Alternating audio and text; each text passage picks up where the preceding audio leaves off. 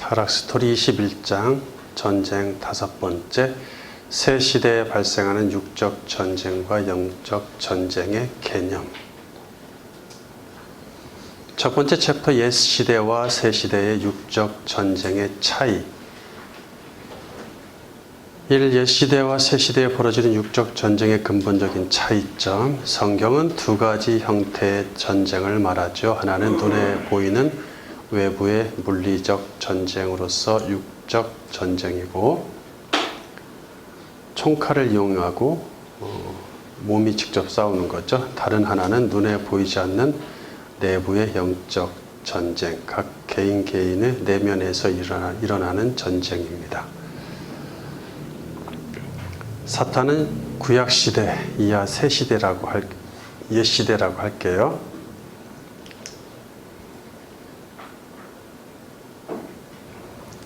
사탄은 구약시대의 전쟁 유발자로서 전쟁을 이용해서 많은 의인을 죽이고 괴롭혔습니다. 이 전쟁은 눈에 보이는 육적 전쟁으로 나타났죠. 주님이 강림하셨지만 여전히 사탄은 죽지 않고 살아있기에 육적 전쟁은 신약시대 이하 새시대라고 할게요. 신약시대에도 계속됩니다. 우리는 옛시대의 육적 전쟁과 새시대의 육적 전쟁의 차이를 분명히 알아야 합니다.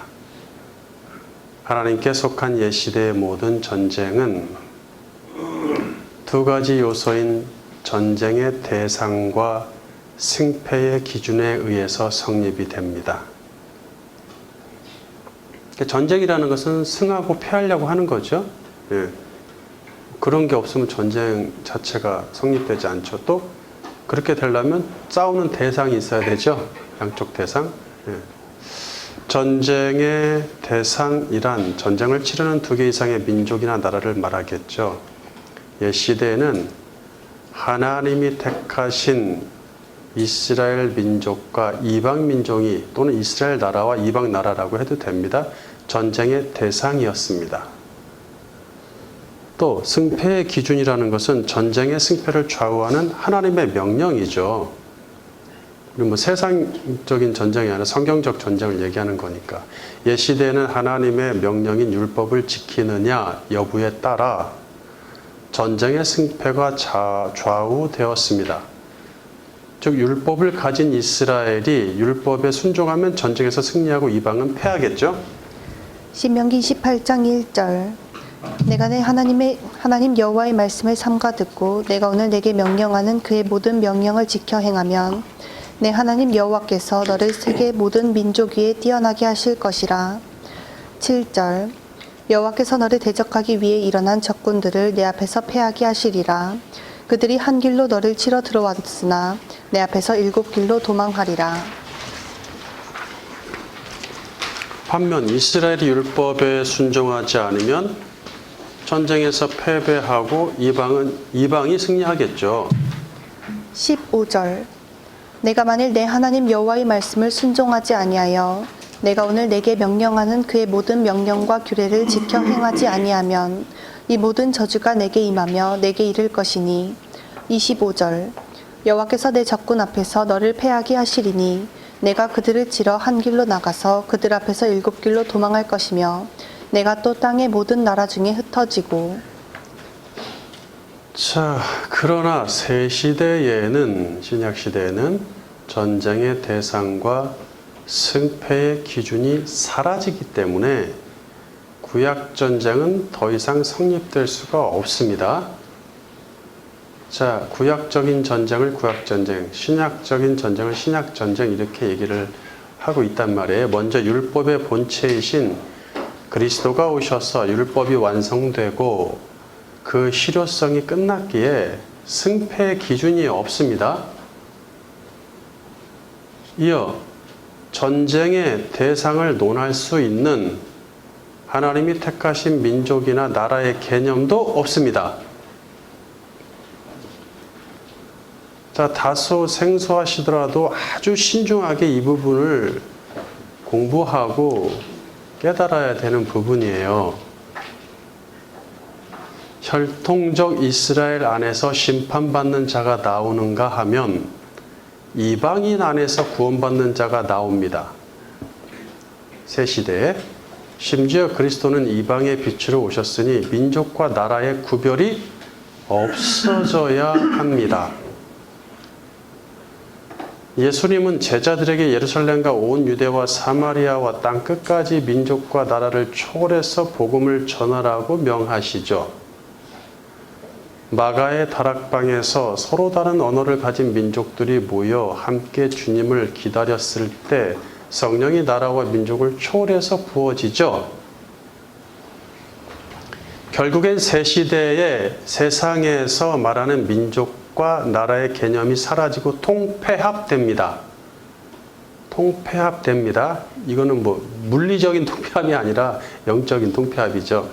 그래서 성경은 메시아 시대에 세계를 단 두 개 나라로 나누는데 예수 왕을 따르는 하나님 나라와 또는 그리스도의 나라라고 할 수도 있죠. 사탄 왕을 따르는 세상 나라입니다. 줄여서 이 세상이라고도 하죠. 온 세상 사람들은 민족과 나라에 상관없이 사람들이 만들어 놓은 민족과 나라에 상관없이 하나님 나라와 세상 나라 중 하나에 속해 있습니다. 다시 온 세상 사람들은 사람들이 만들어 놓은 민족과 나라에 상관없이 하나님 나라와 세상 나라 중 하나에 속해 있습니다. 구약적인 개념이 아니에요. 새 시대의 신약적인 개념입니다. 구약에는 나라를 구별하면서 그 이름을 언급하는 구절이 수없이 많죠. 무슨 민족, 무슨 민족, 무슨 민족, 무슨 민족, 무슨 나라, 무슨 많죠? 예, 많습니다. 무슨 왕, 누구 왕, 무슨 민족의 왕 이름. 반면 신약에는 나라들의 이름을 언급하거나 구별하는 구절이 거의 없습니다. 예를 들어서 가이사라가 통치할 때 할 때는 그건 이제 시기를 얘기하려고 하는 거지. 그런 거 외에는 거의 없습니다. 나라 이름 일일이 따지고 민족들 이름 일일이 따지지 않는다는 얘기죠. 대신 주로 하나님 나라 또는 그리스도의 나라를 종종 언급합니다.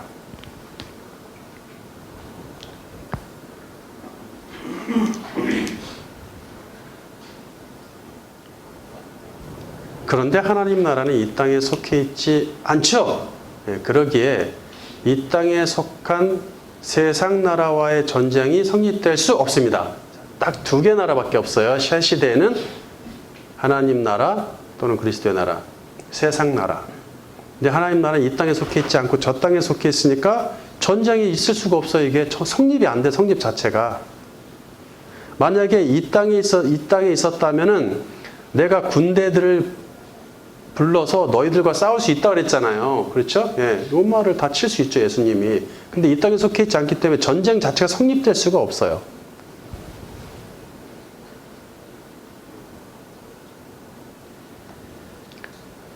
이 땅에 존재하는 모든 국가는 모두 하나의 세상 나라로 취급됩니다. 다시, 이 땅에 존재하는 모든 국가는 모두 하나의 세상 나라로 취급됩니다.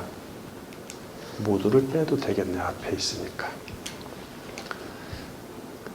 이 땅에 존재하는 모든 국가는 하나의 세상 나라로 취급됩니다. 이 땅에서 벌어지는 육적 전쟁은 세상 나라에서 벌어지는 그들끼리의 싸움이지 우리의 전쟁이 아닙니다. 다른 말로 신자의 전쟁이 아닙니다. 신자애가 더 좋겠네. 왜냐하면 에베소서의 우리의 싸움은 혈과 육에 대한 것이 아니요 피와 살이 있는 사람들과 싸우는 게 아니라고 했죠. 예. 악한 영들에 관한 것이다. 자, 그래서 지금도 전쟁이 세계에서 벌어지고 있는데 곳곳에서 그건 세상 나라 한 나라에서 벌어지는 그들끼리 싸움이다. 물론 모든 국가를 장악하고 있는 사탄은 주님 재림 때에 영원한 불못으로 들어가고 그의 세상 나라는 그리스도의 나라로 예속됩니다. 예, 그것도 통폐합이죠. 예. 계시록 11장 15절 바른 성경. 일곱째 천사가 나팔을 불 때 하늘에서 큰 음성이 나서 말하기를 세상 나라가 우리 주님과 그리스도의 나라가 되었으니 그분께서 영원 무궁히 다스리실 것이다 라고 하였고, 네, 계시록의 인나대, 인재양, 나팔재양, 대접재양이 나오는데 각각 7번씩 나오죠. 예, 동일한 이야기를, 세상의 종말에 있을 이야기를 3가지 차원에서 얘기했다. 근데 7번째 인, 7번째 나팔, 7번째 대접, 마지막 쪽은 뭐예요? 마지막 날 주님 재림하시고 나서 있을 일이죠. 7째 천사의 7째 나팔이죠. 그때 세상 나라는 그리스도의 나라로 예속됩니다. 왜? 수장, 임금이 사라지죠. 심판받아서 불못으로 떨어지니까. 두 번째, 새 시대의 육적 전쟁에 대해 오해하다. 우리는 새 시대에 벌어지는 육적 전쟁을 구약 전쟁처럼 취급하려는 경향이 있습니다. 그래서 그 나라 민족이 그리스도의 복음을 받아들였는지 또는 거부했는지의 여부가 전쟁의 승패를 좌우한다고 생각합니다. 즉, 교회가 세워진 기독교 국가가 비기독교 국가와의 전쟁에서 승리한다는 것이겠죠. 뭐 그 정도는 다 생각해 보셨죠. 또 그렇게 얘기하는 설교는 많이 들어봤고, 중세 이후 이슬람 국가와 기독교 국가의 전쟁이 계속되고 있어요. 근래 미국이 이라크나 아프가니스탄을 공격했을 때 세계 대부분 교회가 미국을 응원했죠. 그거는 응당 당연하다. 만약 복음의 수용 여부가 신약 시대의 전쟁의 승패 기준이라면, 전쟁 대상과 전쟁 승패 기준이 사라진 이 시대에 그것을 가지고 복음의 수용 여부를 승패 기준으로 삼는다면, 그리고 그걸 받아들인 국가냐 안 받아들인 국가냐를 전쟁의 대상으로 구약처럼 그렇게 삼아버린다면, 기독교가 국교였던 로마는 모든 전쟁을 이기고 지금까지 존재했어야겠죠. 그런 나라가 없잖아요. 그 정도의 나라가. 아주 열성적으로 기독교를 수용했잖아요. 그들의 십자군 전쟁도 처음에는 승리했지만 나중엔 패하기를 반복하다가 결국 로마는 멸망했어요. 이거 어떻게 된 거야? 게다가 누구한테 멸망했어요? 이슬람. 어떻게 이런 일이 있을 수 있죠? 자존심 엄청 상하는데? 그걸 어떻게 평가하실 겁니까?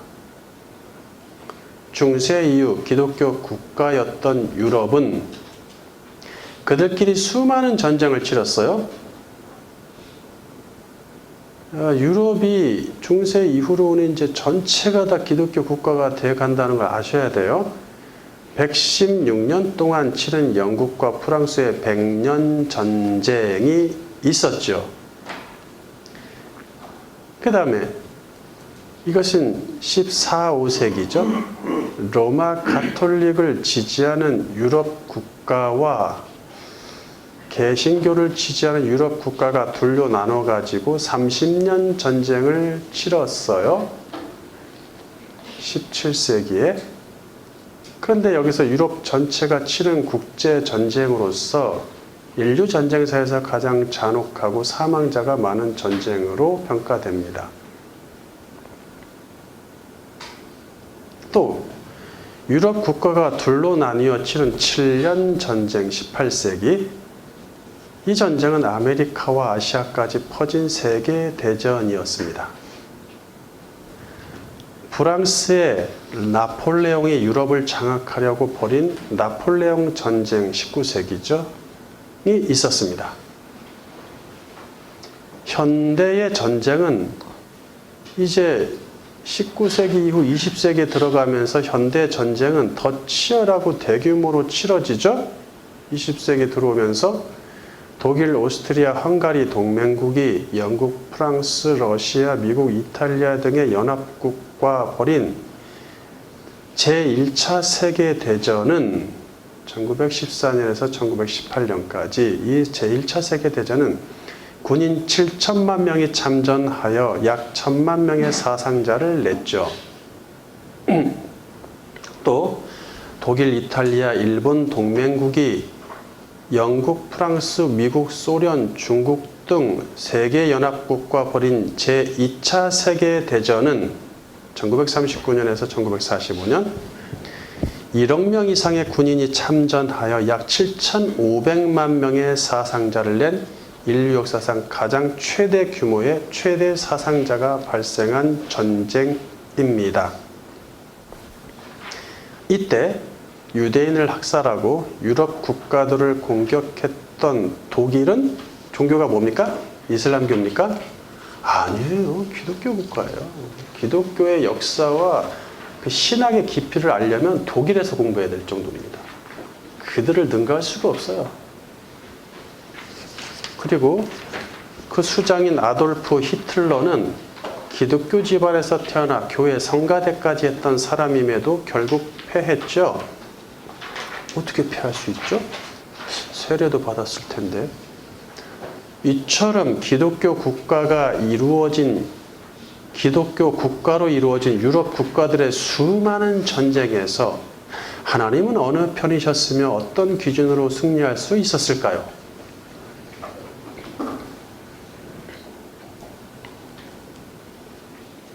그러니까 신약의 새 시대의 전쟁을 가지고 전부 구약적인 전쟁으로 다 평가를 하고 비교하거든. 얘기를 보면요. 전쟁 얘기 많이 하시는 분들 보면은 그럼 요거에 대한 답을 주셔야 돼요. 이 수많은 전쟁에서 각 나라들의 교회 숫자와 신앙 상태를 가지고 좋은 쪽이 교회가 많고 신앙 상태가 좋은 쪽이 우세해서 이겼다는 결론을 다 유출하셔야 돼요. 그 수많은 지금 그냥 일부분만 갖고 얘기해서 전쟁은. 이외에도 너무 많아요. 전쟁이. 스페인, 포르투갈, 영국 등 유럽 국가들은 신대륙 정복이란 명목으로 남미, 중미, 북미, 아시아도 마찬가지겠지만 나라들의 십자가를 들고 들어가서 수많은 백성을 학살하고 땅과 자원을 빼앗았습니다. 혹자는 그들이 기독교 국가였으니 하나님이 축복하셔서 신대륙을 정복하여 부유하게 되었다고 말할지도 모릅니다. 저도 어렸을 때 이런 만화 영화나 영화를 좀 봤어요. 신대륙 정복하는 유명한 사람들 있죠? 대표적인 사람이 네? 콜럼버스를 비롯해서 전부 기독교인들이에요. 네, 그래서 가서 정복한답시고 막 하면서 뭐 교회 세우고 예배 드리고 저는 이제 기독교인으로서 되게 자부심을 가졌는데 나중에 알고 보니까 순 엉터리더라고요.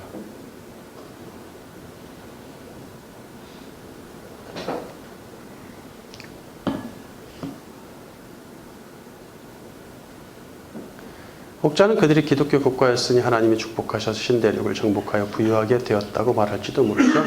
그 나라들 다 지금 부유하게 됐고 쳐들어와서 수탈된 나라들은 지금 다 가난하죠. 예. 왜? 다 뺏어 먹었으니까. 그게 하나님의 뜻입니까? 그게 교회에게 주신 명령입니까? 기독교 국가인 영국과 미국은 양쪽이 십자가를 두고 전쟁을 벌였는데 미국 독립전쟁 얘기하는 거겠죠. 미국이 승리하여 독립했어요. 개신교와 청교도를 따르는 사람들은 하나님이 영국의 교회보다 미국의 교회를 더 사랑하셨다고 말할지도 모릅니다. 특히 청교도주의자들은 그렇게 말할지도 모르는데 하나님 축복하셔서 미국이 독립했다. 이거 함부로 얘기하면 안 됩니다. 사실 영국이 원조 기독교 국가이면서 미국보다 교회가 더 많아요. 많았어요.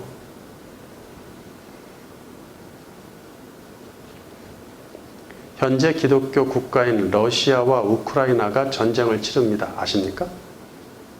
러시아는 러시아 정교회가 있고 우크라이나는 우크라이나 정교회가 있는데 어느 쪽 교회가 승리해야 할까요?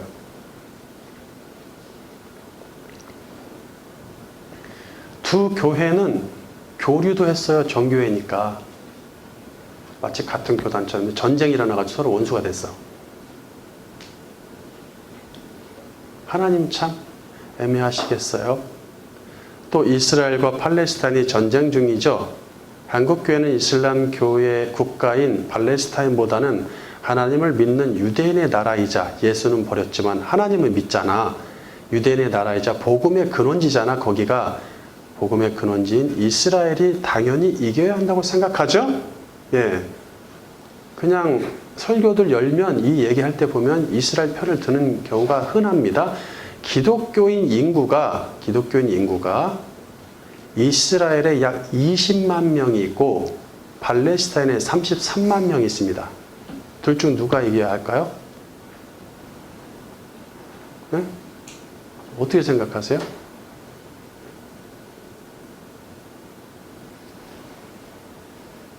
복음의 근원지인 이스라엘이 이겨야 될까? 예수를 죽였던 이스라엘이 이겨야 될까요? 기독교인이 더 많은 팔레스타인이 이겨야 될까요? 세 번째, 새 시대의 육적 전쟁을 바라보는 성경적 시각. 현대 교회들은 새 시대에 벌어진 육적 전쟁을 가지고 너무 쉽게 구약적인 하나님의 축복과 승리를 말합니다. 우리의 얄팍한 성격, 성경 지식, 제도권 교회가 만들어 놓은 왜곡된 사상, 정교 유착과 이데올로기가 낳은 철학으로 이 시대의 전쟁을 논하기에는 역부족입니다.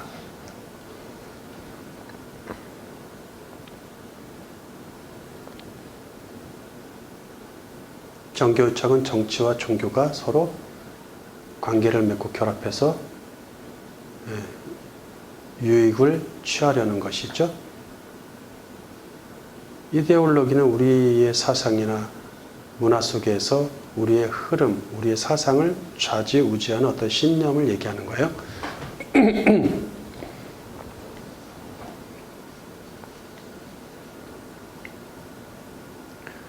그 어느 때보다 신자에게는 전쟁을 바라보는 성경적 태도와 지식이 필요합니다. 오늘날 세상에는 복음이 전파되지 않은 민족이 없고 교회가 세워지지 않은 나라가 없습니다. 아무리 이슬람이나 힌두교 국가라 할지라도 선교사들이 있고 지하 교회들이 있습니다. 그죠? 북한에도 교회 있어요. 중국에도 있어요. 러시아에도 있어요. 예. 쿠바 있어요. 다 공산주의자들이 다스리는 나라에도 다 있어요. 민주주의는 말할 것도 없고. 1000개의 교회가 있는 나라와 10개의 교회가 있는 나라가 싸우면 1000개의 교회가 있는 나라가 승리해야 한다는 식의 사상에서 벗어나야 하죠.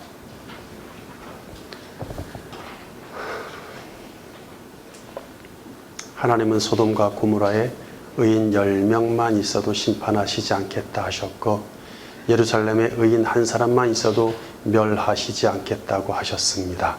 창세기 18장 32절, 예레미야 5장 1절을 참고하십시오.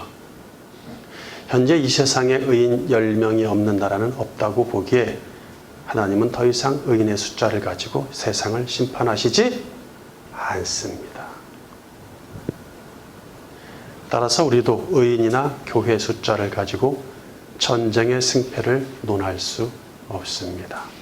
아울러 그리스도인은 의인이나 교회 숫자를 가지고 또는 자국과 우리나라하고 동맹 여부가 어떠냐, 친하냐 아니냐, 외교가 좋냐 이런 걸 가지고 함부로 한쪽의 편을 들어선 안 됩니다. 이스라엘과는 수교를 맺었고 팔레스타인은 수교를 안 맺었으니까 이스라엘을 지지하고 기독교인이 거기 가서 막 도와주고 해야 돼. 그런 식으로 생각하면 안 돼요. 새 시대의 예수를 믿는 신자와 믿지 않는 불신자는 싸울 필요가 없습니다. 신자가 불신자를 대적하는, 그러니까 구약 시대에는 하나님을 믿는 자들과 안 믿는 자들이 싸웠잖아요. 공식적으로 하나님과 함께. 그렇지만 이 시대는 싸울 필요가 없습니다. 신자가 불신자를 대적하는 행위는 더 이상 성경적 지지를 얻지 못합니다. 반면 불신자가 신자를 공격한다면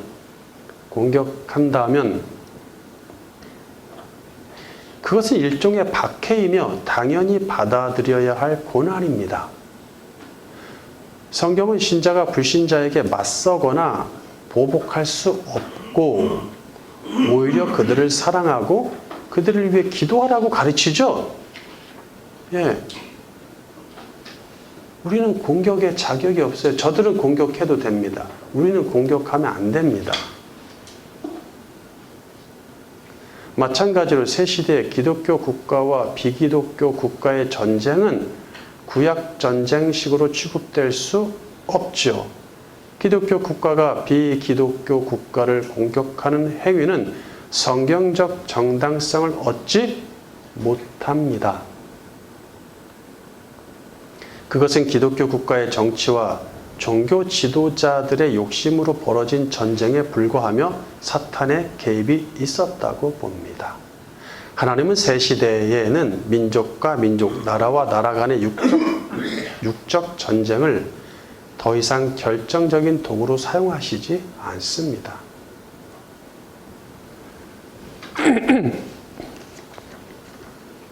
전쟁은 악한 지도자의 욕심 때문에 두 나라 기득권 세력의 정치적 권력 다툼 때문에 발생하는 경우가 대부분이죠.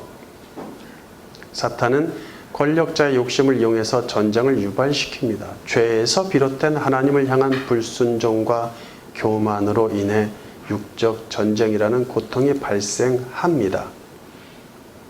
가만 놔둬도 자기들끼리 전쟁해요. 전쟁이 발생하면 양쪽 백성들 모두가 권력자에 의한 피해자가 되죠. 우크라이나 백성이나 러시아 백성이나 다 피해자예요.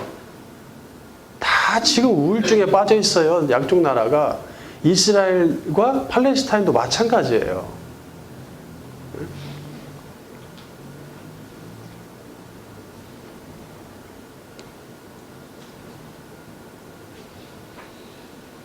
만약 전쟁을 치르는 나라 국민으로서 내가 지금 전쟁을 치르고 있다면, 전쟁 중이라면 우리나라가 박해와 고난을 받는 신자라면, 그래서 박해와 고난을 받고 있다면 주님을 위해 기쁨으로 받아야겠죠.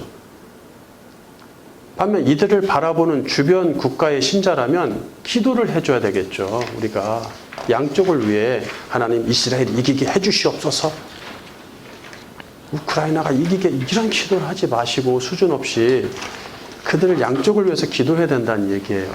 이제는 전쟁에서 누가 이기느냐, 어느 편을 응원하고 지원하느냐의 문제를 함부로 결론 지을 수 없습니다. 물론 국가 입장에서는, 국가 지도자들은 자기들의 국가 이익 또는 동맹 여부, 외교 여부에 따라서 지원하겠죠. 그냥 우리 기독교인은 그렇게 똑같이 가면 안 됩니다. 전쟁의 승패보다 중요한 것은 왜 전쟁이 일어났으며 하나님이 그 전쟁을 통해 주시는 메시지가 무엇이며 전쟁으로 피해를 입은 양쪽 나라의 백성을 어떻게 도울 것인가입니다.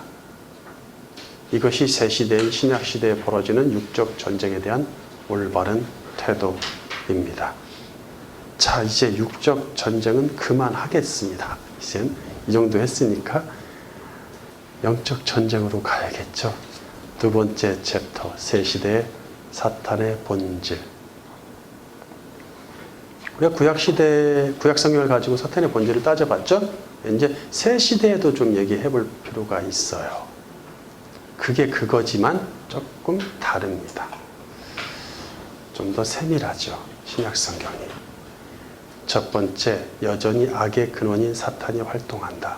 타락이란 본래 선했던 존재가 악하게 되었다는 의미를 담고 있습니다.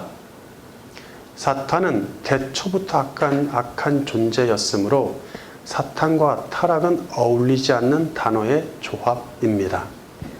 요한일서 3장 8절. 죄를 짓는 자는 마귀에게 속하나니 마귀는 처음부터 범죄함이라. 하나님의 아들이 나타나신 것은 마귀의 일을 멸하려 하심이라.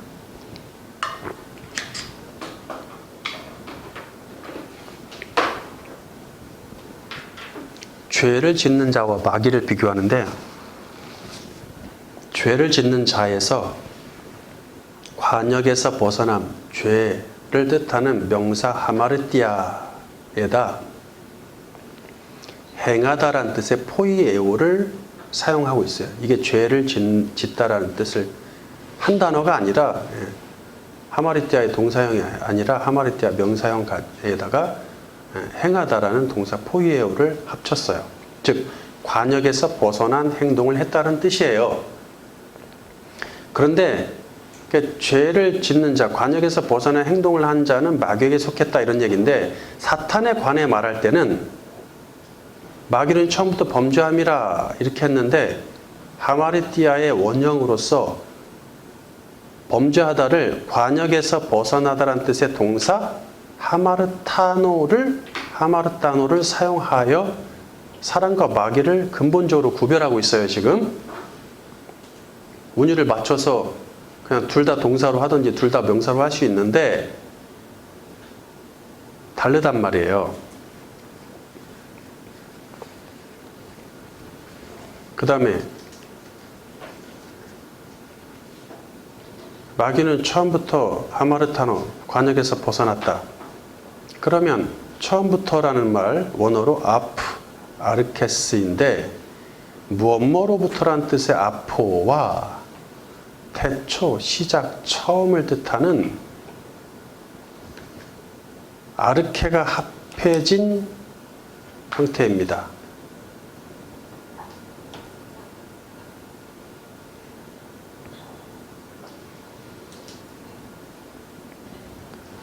이는 처음부터 그리고 태초부터란 뜻으로 요한이 즐겨 쓰는 말이에요. 이 아르케스는 요한이 즐겨 쓰는 말인데 처음부터 또는 태초부터란 뜻으로 즐겨 쓴단 말이에요.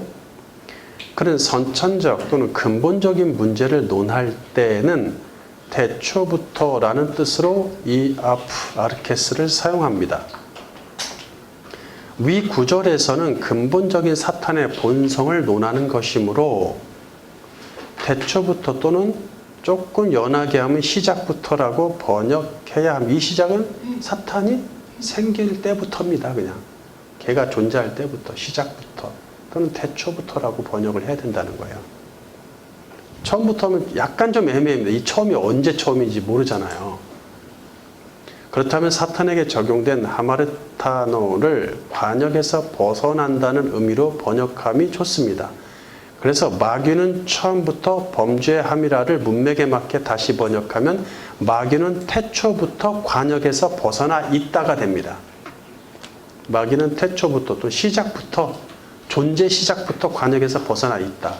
여기서 동사 하마르타노의 현재 능동형을 사용하고 있습니다. 그래서 태초부터 그가 생길 때부터 지금까지 쭉 관역에서 벗어난 상태를 말합니다. 사람은 관역에서 벗어난 행동을 할 수도 있고 벗어나지 않은 행동을 할 수도 있습니다. 사람은. 반면 사탄은 이 두 가지 중 하나를 선택하는 자가 아니에요. 그는 절대로 관역에 들어올 수 없기에 애초부터 항상 모든 의도가 관역에서 벗어나 있습니다. 태초부터, 시작부터 근본적으로 관역에서 벗어난 자. 따라서 사탄에게 죄를 짓는다, 짓지 않는다, 변질된다, 타락했다, 이런 표현 자체를 쓸 수 없습니다. 이게 살짝 이제 사탄에 대해서 언급할 때 나왔던 얘기인데, 아담의 타락이 중요하지 사탄의 타락이 중요하지 않다라는 얘기 했었잖아요. 근데 너무 사탄의 타락을 강조하면서 천사론을 만들어 놨어요. 타락천사 루시퍼 할 때.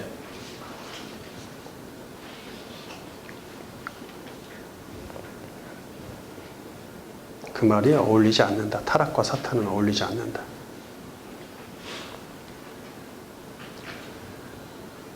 결국에 사탄은 시작부터 근본적으로 악했으며 악의 근원입니다. 하나님 이걸 허용하시고 있다는 얘기예요. 사실 우리는 이런 사탄을 이길 힘이 없습니다. 만만하게 만들어 두셨겠습니까? 예수님이 유일하게 사탄의 일을 무너뜨릴 수 있는 분이다.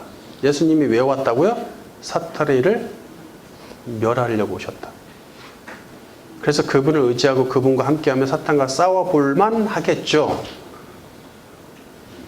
두 번째, 예수님이 말씀하시는 사탄의 본질, 사타나스, 디아볼로스, 포네로스.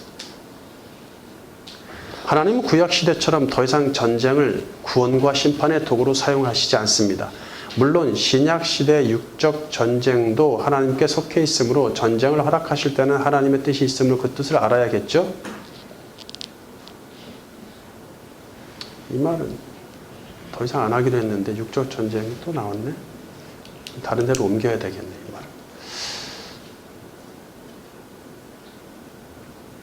말은. 이게 이 육적 전쟁 살짝 논한 이유는 사탄은 구약시대 육적 전쟁을 이용했죠. 육적 전쟁과 물리적 박해로 이스라엘 나라와 의인들을 공격했단 말이에요. 사탄의 최선을 다한 공격에도 불구하고 그리스도가 나셨죠. 그리스도의 복음이 전파되는 초대교회 시대에 역사 이래 가장 강력한 전쟁과 물리적 박해를 통해 교회를 공격했어요. 중간계 어마어마했죠? 예수님 시대에도 어마어마했고 예수님이 승천하신 후에도 결국 예루살렘 자체를 다 파괴하고 말죠.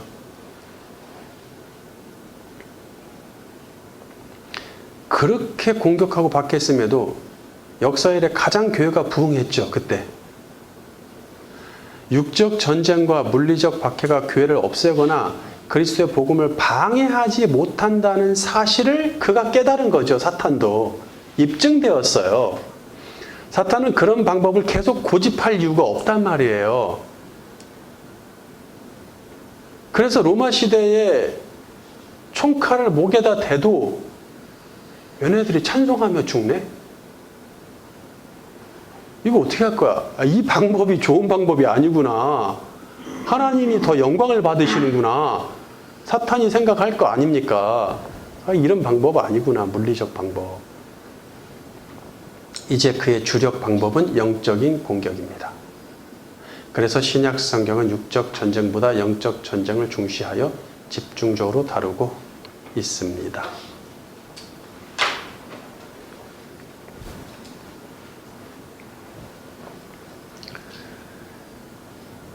이제 영적 전쟁의 개념, 이 전쟁이 신자 안에서 일어나는 이유, 신약 시대의 사탄과 그의 역할을 좀 더 알아봐야겠습니다.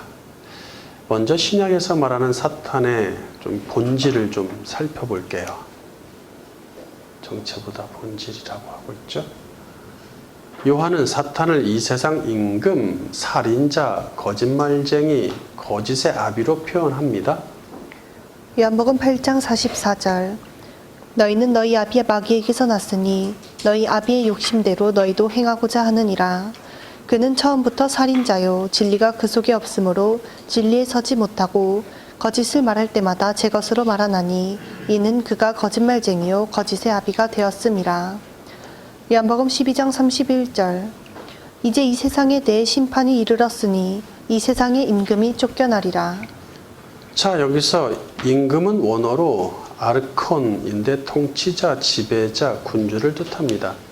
임금이란 단어는 요즘 안 쓰는데 이제 옛날 성경이 그렇게 쓰다 보니까 그렇게 썼어요. 사탄은 이 세상을 장악한 지배자입니다.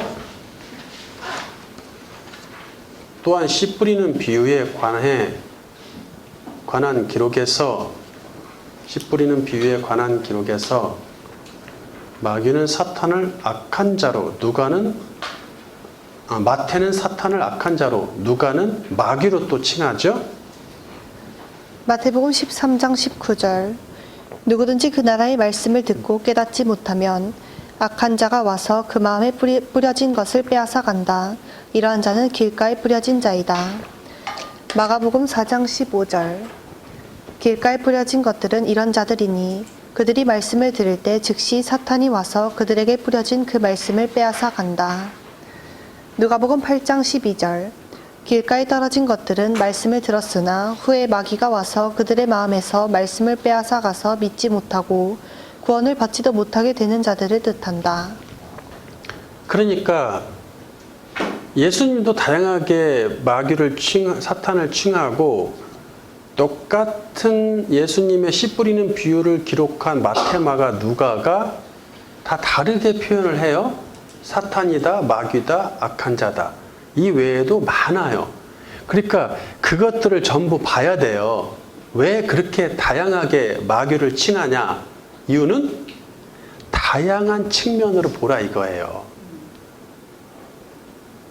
우리의 대적자를, 그의 정체와 그의 본질이 무엇인지.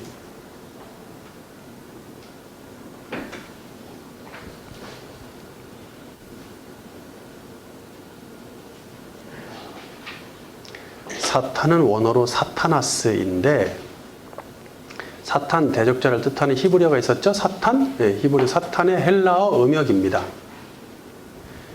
예수님이 사탄이라고 칭하는 이유는 그가 근본적으로 하나님과 그분의 사람들을 대적하려고 존재한다는 의미겠죠.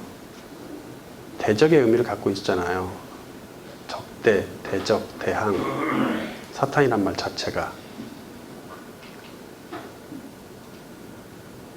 또 마태가 말하는 악한 자는 포네로스인데, 악한, 해로운, 가치 없는 뭐 이런 뜻입니다.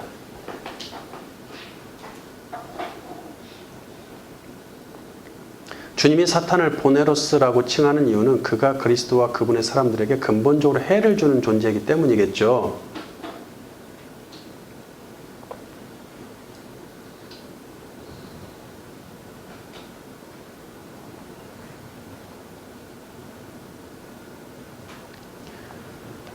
마귀는 디아볼로스인데 중상모략, 고소자, 마귀란 뜻입니다. 이는 고소하다란 뜻의 동사 디아발로의 명사형입니다. 어떤 근거를 던진다는 뜻에서 유래했어요. 이 디아발로가. 디아라는 전치사 플러스 발로가 합쳐져 가지고 어떤 근거를 던진다. 즉 사탄은 아무것도 없는 상태에서 비방 고소하지 않고 반드시 무언가 근거를 가지고 비방 고소합니다.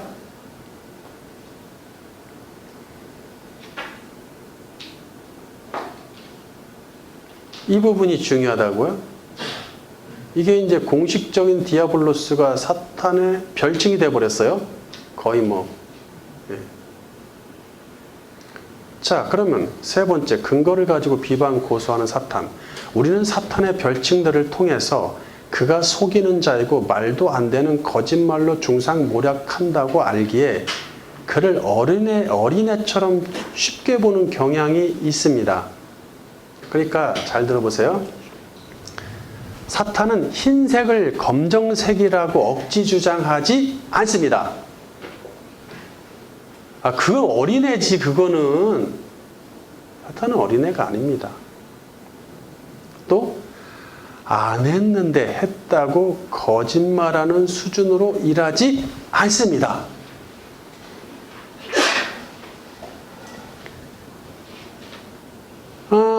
우리가 마음속에 선한 일을 생각했어요. 나 선한 일을 생각했어요. 근데 마귀가 악한 일을 생각했다고 고소하지 않습니다.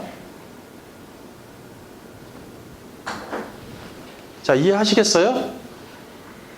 예수님 공생의 시작 시점에 시험하는 자로 찾아온 사탄을 생각해 보십시오. 그가 제시한 세 가지 시험이 있었죠? 모두 사실입니다. 없는 말이 하나도 없어요. 심지어 성경에 있는 말을 가지고 옵니다. 마태복음 4장 3절. 시험하는 자가 예수께 나와서 이르되 내가 만일 하나님의 아들이여든 명하여 이 돌들로 떡덩이가 되게 하라. 5절. 이에 마귀가 예수를 거룩한 성으로 데려다가 성전 꼭대기에 세우고 이르되 내가 만일 하나님의 아들이여든 뛰어내리라. 기록되었으되 그가 너를 위하여 그의 사자들을 명하시리니 그들이 손으로 너를 받들어 발이 돌에 부딪히지 않게 하리로다 하였느니라. 누가복음 4장 5절. 마귀가 또 예수를 이끌고 올라가서 순식간에 천하 만국을 보이며 이르되 이 모든 권위와 그 영광을 내가 내게 주리라. 이것은 내게 넘겨준 것이므로 내가 원하는 자에게 주노라. 그러므로 내가 만일 내게 절하면 다 내 것이 되리라. 자, 첫 번째 시험 약간의 마가 누가가 순서는 다르지만 하나님의 아들이어든 돌을 떡으로 만들어. 예수님이 하나님의 아들 맞습니까? 맞아요. 돌을 떡으로 만드실 수 있습니까? 있어요. 틀리면 어디 있어요? 자, 두 번째. 예수님 거룩한 성전을 꼭대기에 세우고 하나님의 아들이거든 뛰어내려. 하나님의 아들 맞죠? 예. 아주 당연한 얘기를 합니다. 뛰어내릴 수 있어요. 너를 위하여 그의 사자를 명하시리니 그들이 손으로 너를 받들어 발이 돌에 부딪히지 않게 하리라고 시편에 예고가 되어 있어요. 맞는 말이죠? 예, 그렇습니다. 자, 세 번째. 천하만국을 보여주면서 절하면 내가 주겠다. 근데 이 천하만국은 모든 권위 다 내 거다. 내게 주어졌다. 맞습니까? 맞습니다. 하나님이 그렇게 허락하셨어요. 권위는 어디 있습니까?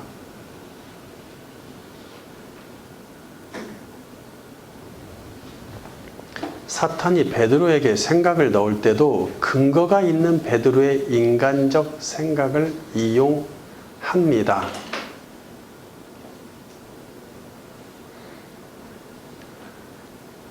네? 베드로를 비롯한 제자들은 메시아 예수님을 통해서 이 땅에 건설될 메시아 왕국의 한 자리를 차지하려는 인간적인 생각을 품었죠. 예, 계속 3년 차에도 이것 가지고 논할 정도니까 그들이 아주 쩔어 있었죠. 요거에 사람의 일. 그런데 예수님이 왕국 건설은커녕 당신이 죽겠다고 하시니, 죽으러 간다고 하시니 베드로가 대표로 항의합니다. 마가복음 8장 31절. 인자가 많은 고난을 받고 장로들과 대제사장들과 서기관들에게 버림받아 죽임을 당하고 사흘 만에 살아나야 할 것을 비로소 그들에게 가르치시되 드러내놓고 이 말씀을 하시니 베드로가 예수를 붙들고 항변하매 예수께서 돌이키사 제자들을 보시며 베드로를 꾸짖어 이르시되 사탄아 내 뒤로 물러가라. 내가 하나님의 일을 생각하지 아니하고 도리어 사람의 일을 생각하는도다 하시고 무리와 제자들을 불러 이르시되 누구든지 나를 따라오려거든 자기를 부인하고 자기 십자가를 지고 나를 따를 것이니라. 누구든지 자기 목숨을 구원하고자 하면 잃을 것이요 누구든지 나와 복음을 위하여 자기 목숨을 잃으면 구원하리라.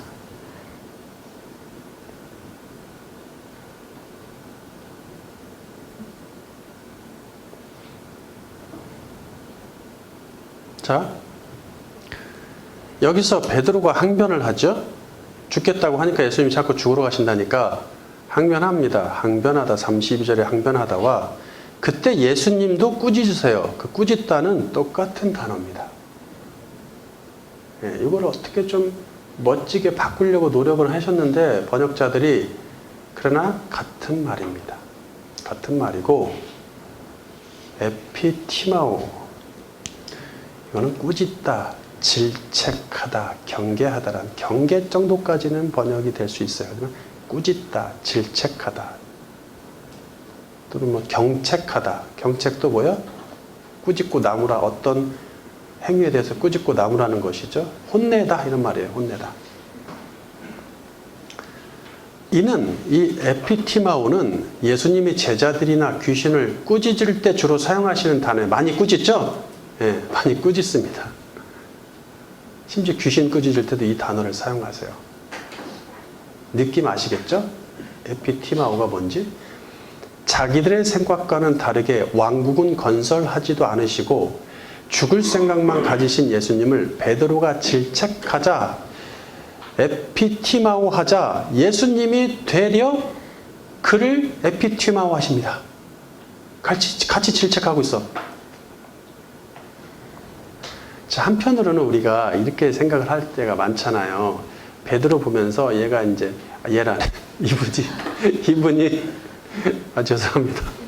이분이 성격이 다혈질이고 워낙 사람도 좋아하고 좋을 때 확 좋아하고 이런 성격이다 보니까 예수님 너무 좋은데 그분이 자꾸 죽는다고 하니까 어떻게 죽으실 예수님 죽으시면 안 됩니다. 예수님은 죽으시면 절대 안 되셔요.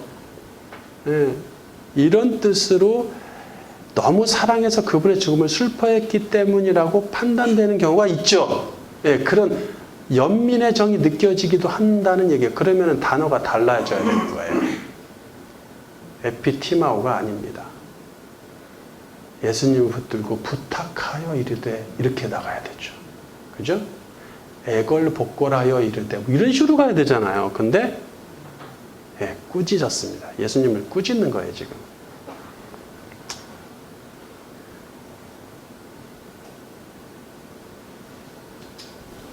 그러니까 사탄까지 언급하며 질책하신단 말이야, 주님이. 그렇게까지 할 필요가 있는가라는 생각이 들죠? 이유가 있단 말이야. 주님이 말씀하신 하나님의 일은 여기서 네가 하나님의 일을 생각하지 않고 사람의 일을, 일이란 말은 원어에는 없지만 하나님의 것, 사람의 것 이렇게 원어에는 돼 있지만 하나님의 무언가, 사람의 무언가 이 정도로 돼 있는데, 자, 하나님의 일은 뭐예요? 주님이 죽어서 속죄하는 것이겠죠. 사람의 일은 죽는 게 아니라 사는 거야. 살아서 성공하는 거. 예. 정확합니다. 이건 정확합니다. 베드로는 평상시 예수님을 통해 인생 살아서 성공하려는 생각을 품었죠.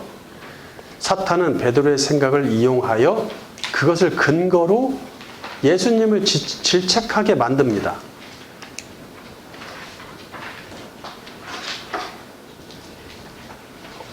사실상 이 질책은 베드로가 아닌 사탄의 질책인 셈이겠죠. 그렇기에 사탄에게 당신의 뒤로 물러가라고 하십니다.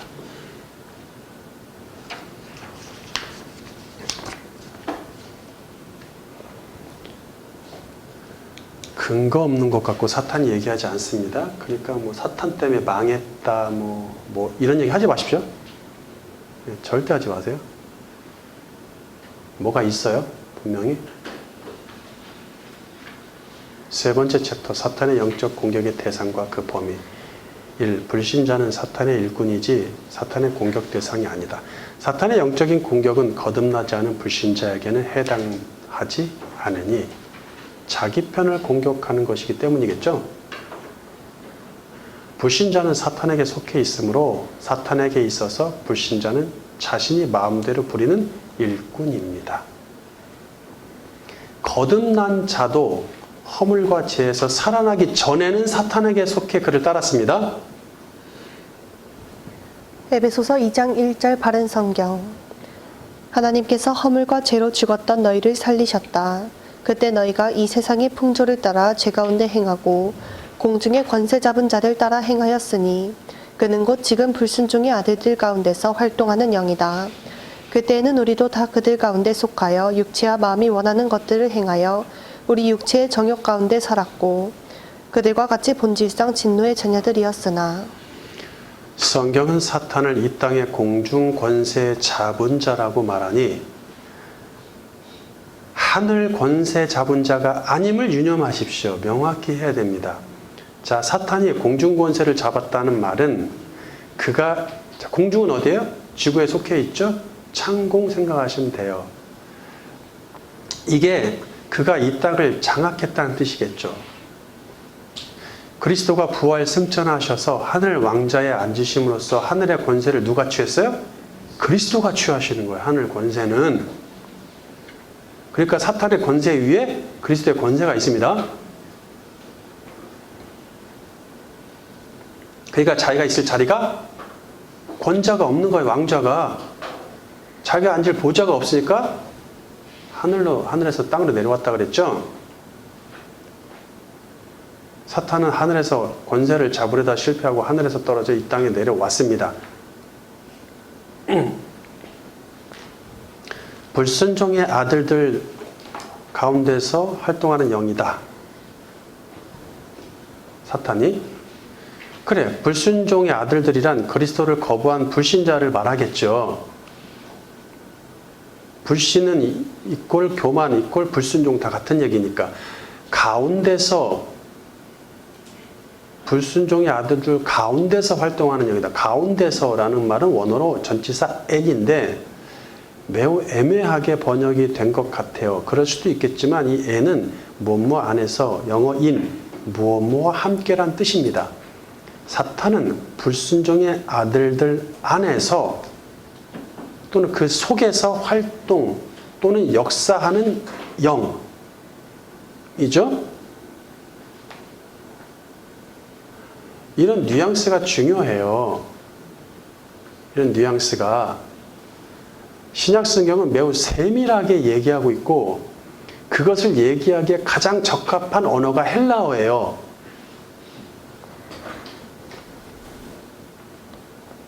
즉 들어가 앉은 영이므로 그 속에서 활동한다는 게 들어가 앉았다는 얘기잖아요. 예, 들어가 앉은 영이므로 불신자를 마음껏 다스리고 사용합니다. 이로써 불신자 또는 거듭나기 전에 이전의 신자는 사탄에게 마음을 빼앗겼기에 육체의 욕구 충족을 위해서만 살아갑니다. 예, 육체와 마음이 원하는 것들을 행한다 그랬죠?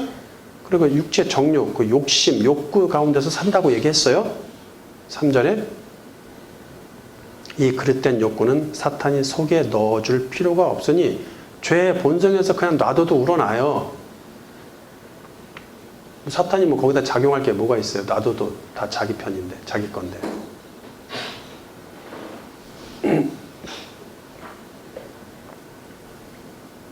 가룟 유다나 아나니아, 죽었던 아나니아의 경우도 사탄이 처음에 그들에게 악한 생각을 넣었지만 그들은 본질적 사탄이기에 아예 핫사탄이라는 얘기는 아니에요? 요거 조금 이해를 잘 하셔야 될 것 같아요. 아예 그의 속에 들어가서 사탄의 본질적인 행위를 한다는 얘기예요. 네. 요한복음 13장 2절 마귀가 벌써 시몬의 아들 가룟 유다의 마음에 예수를 팔려는 생각을 넣었더라. 27절 조각을 받은 후 곧 사탄이 그 속에 들어간지라. 이에 예수께서 유다에게 이르시되 내가 하는 일을 속히 하라 하시니. 요한복음 6장 70절 예수께서 대답하시되 내가 너희 12를 택하지 아니하였느냐 그러나 너희 중에 한 사람은 마귀니라 하시니. 사도행전 5장 3절 베드로가 이르되 아나니아야 어찌하여 사탄이 내 마음에 가득하여 내가 성령을 속이고 땅값 얼마를 감추었느냐. 자, 그 이전에 이것 좀 바꿀게요. 가룟 유다나 아나니아의 경우도 사탄이 처음에 그들에게 악한 생각을 넣었지만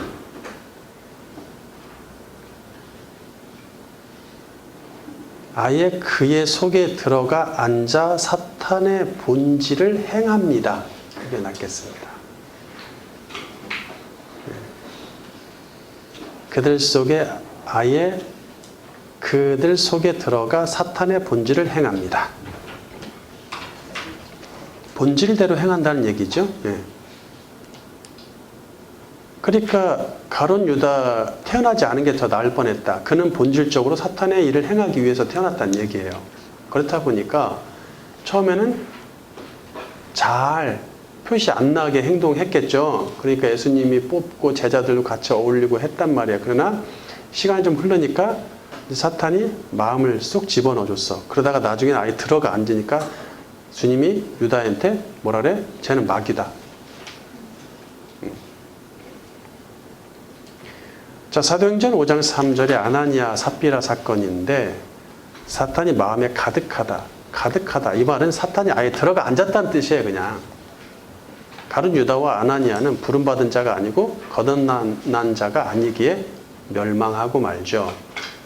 아나니아는 죽고 즉석에서 죽고 유다는 자살해서 죽죠.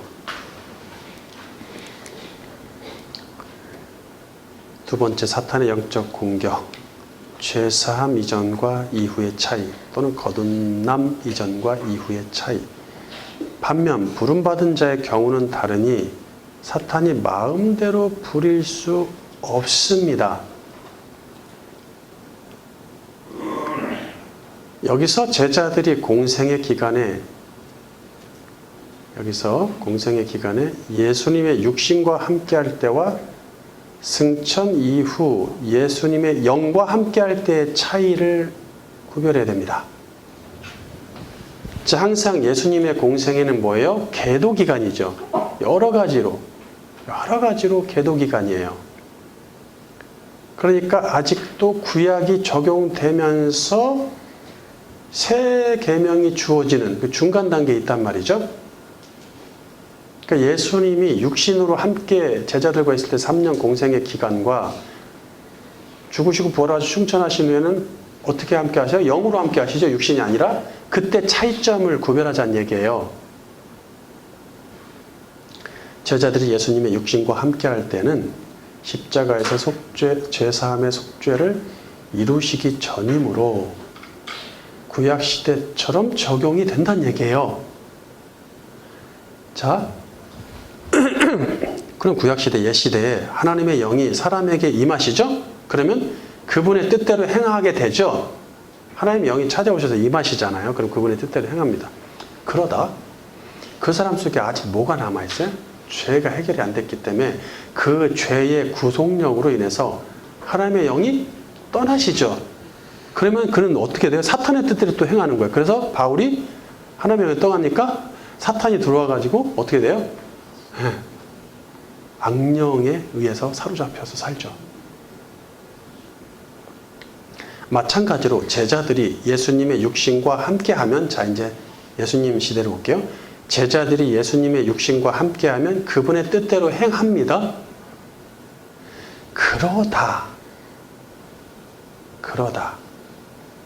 그들의 죄의 구속력으로 인해 사탄의 뜻대로 행하기도 하니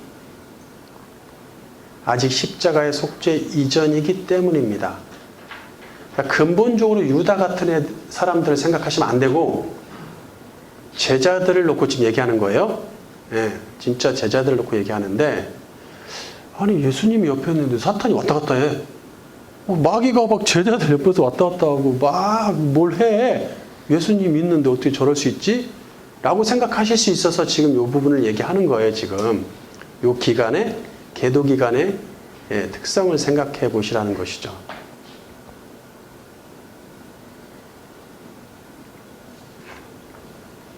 이때의 제자들은 사탄이 마구 주무르듯 할 수 있고, 심지어 사탄이 그들 속에 들어가 앉을 가능성도 있습니다. 가능성도 있기에 주님의 특별한, 겉으로 봤을 때는 걔 유다가 진짜인지 아닌지 누가 알아요? 겉으로 봤을 때는. 그러니까 가능성이 있기에 주님의 특별한 관심과 기도가 필요하겠죠. 예. 누가복음 22장 31절. 시몬아 시몬아 보라 사탄이 너를 밀가부르듯 하려고 요구하였으나 그러나 내가 너를 위하여 내 믿음이 떨어지지 않기를 기도하였노니 너는 돌이킨 후에 내 형제를 굳게 하라. 까부르다라는 것은 시니아조인데 곡식 따위를 채로 치는 거 있죠. 체질에서 껍질 날려버리는 거 있죠. 이렇게. 예, 그건 까부르다고 했는데, 체질하다. 사탄이 제자들 주변에서 맴돌면서 육적 생각을 이용해서 밀가부르듯 요구합니다. 야, 예수님 어떻게? 꾸짖어. 베드로한테. 이런 식으로 요구한다는 얘기죠. 죽지 못하게 자꾸 물고 늘어져. 뭐 이렇게 한다든지.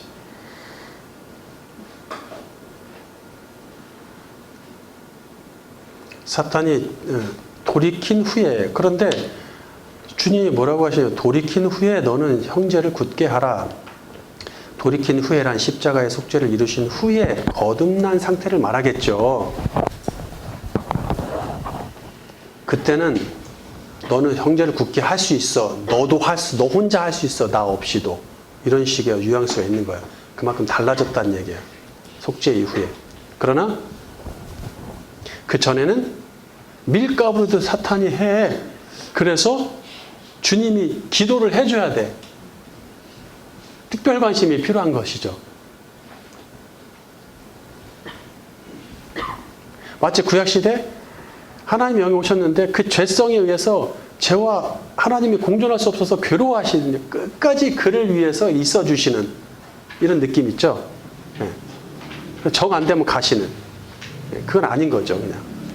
십자가에서 죄사함의 속죄를 이루신 후에 제자들은 죄가 해결되어 거듭나게 되고 예수님은 그들 속에 이제 영으로 함께 하시죠.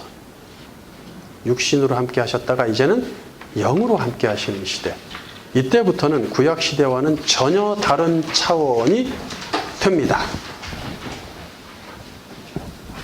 사탄은 제자들의 인간적인 생각을 이용하여 유혹할 순 있어도 아예 그들 속에 들어가 앉아서 사탄의 본질적 행위를 하게 만든다거나 자기 사역의 도구로 사용할 수 없습니다. 이게 거듭난 자는 절대 그렇게 안 됩니다. 예. 자, 이 은혜의 큼을 좀 우리가 깨달았으면 좋겠어요. 그러니까 우리가 구약의 의인을 부러워하면서 그들처럼 살자, 그들을 본받자 이런 얘기 할 필요가 없다니까요. 정말 그건 유아적인 발상이에요. 자, 그리스도의 영과 사탄의 영, 이 두 영이 동시에 들어갈 수 있습니까?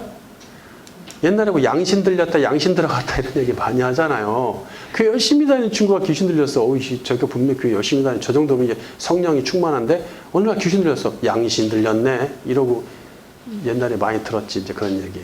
그런 건 있을 수 없어요. 말도 안 되는 소리입니다.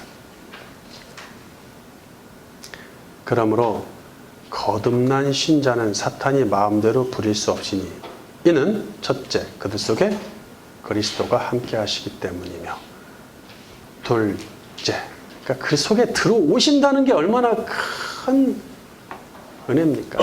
아예 들어오신다는, 옆에 같이 있는 것보다 예수님과 함께 다녔던 그 시절보다, 예?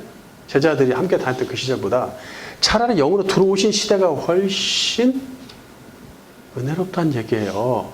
효력이 크다는 얘기예요. 왜? 못 들어와. 사탄이. 이는 그들 속에 그리스도와 함께 하시기 때문입니다. 둘째, 그들 속에 새 영, 푸뉴마가 있기 때문입니다. 이거는 다음 시간에 이어서 얘기할게요. 결론.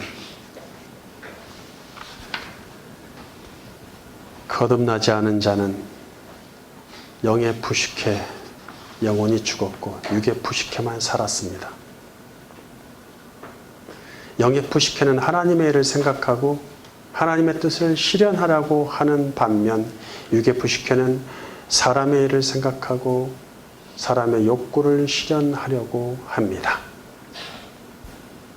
죄사함 받고 거듭나서 새 사람 된 우리는 옛사람과 현저하게 분명한 차이가 있으니 푸뉴마로 승격한 영의 부식해와 육의 부식해가 같이 왕성하게 활동한다는 것입니다. 푸뉴마에 대해서는 이분서 산문서에서 공부하셨기 때문에 그냥 설명 없이 나가고 있습니다. 그런 의미에서 예수 그리스도의 십자가의 속죄는 인류 역사상 가장 위대한 사건이며 가장 찬송받을 일입니다.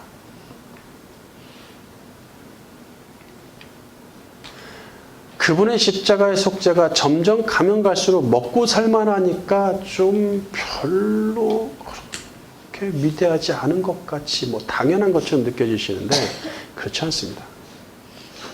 그렇지 않아요. 속죄를 이루시기 전과 이루신 후는 어마어마한 차이가 납니다. 만약 그렇게 하지 않으셨다면 우리는 여전히 사탄이 부리는 일꾼이며 그의 놀이개에 불과했습니다. 우리가 사탄과 당당히 싸울 수 있는 자격을 주시려고 주님이 십자가에서 모진 고난을 받고 죽으셨습니다. 그 속죄의 피가 얼마나 값진 것인데 아직도 헛된 것으로 만들려고 합니까? 우리에게 끝없이 솟아나는 이 죄의 본성에서 솟아나는 이 욕구들, 이 사람의 일들,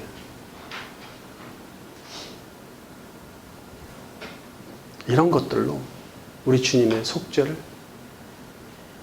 끌어내리면 안 된다는 얘기예요. 그것이 아깝고 그것이 남들 다 추구하는 것이니 나도 어느 정도 추구하고 싶을 때가 있습니다. 주님이 주신 한도 내에서 누릴 수는 있지만 그 이상을 추구하는 것은 우리가 깊이 고려해 봐야 됩니다. 나중에 깨닫죠. 아유, 헛된 것이었구나. 하나님의 일을 생각하고 그분의 뜻을 실현하는 게 얼마나 행복하고 값진 것인지를 깨닫게 되는 것이죠. 자, 이제 일어나서 당당히 맞서 싸우십시오. 예. 이 모든 전쟁은 아버지 하나님께 속해 있습니다. 우리 아버지께 속해 있단 말이에요. 아버지 하나님께서 인생의 끝없는 전쟁을 통해 주실 그 은혜와 니네 전쟁 치우다가 전사해버려 이게 아닙니다. 그 전쟁들을 통해 주실 은혜와 사랑을 기대하면서 우리 아들 예수님과 함께 전쟁을 즐기면서 치르기를 주님의 이름으로 축원합니다.